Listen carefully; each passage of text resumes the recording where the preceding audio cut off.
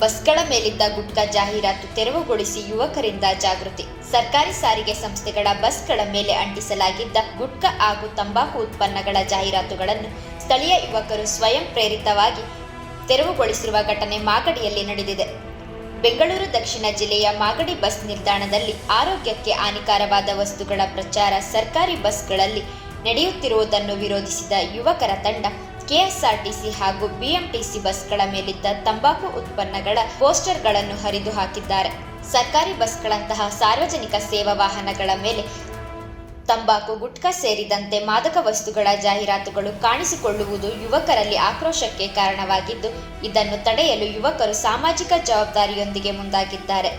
ಇನ್ನೊಂದೆಡೆ ಕೋಟಿ ಹಣ ಪಡೆದು ತಮ್ಮ ಸಾಮಾಜಿಕ ಕಳಕಳಿಯನ್ನು ಮರೆತು ತಂಬಾಕು, ಗುಟ್ಕಾ ಸೇರಿದಂತೆ ಮಾದಕ ವಸ್ತುಗಳ ಜಾಹೀರಾತುಗಳಲ್ಲಿ ನಟಿಸುವ ಸಿನಿಮಾ ತಾರೆಯರ ನಡುವೆ ಯುವಕರ ಈ ನಡೆ ಜನರ ಗಮನ ಸೆಳೆದಿದೆ. ಯುವಕರ ಸಾಮಾಜಿಕ ಕಳಕಳಿಗೆ ಸಾರ್ವಜನಿಕರಿಂದ ಭಾರಿ ಮೆಚ್ಚುಗೆ ವ್ಯಕ್ತವಾಗಿದೆ.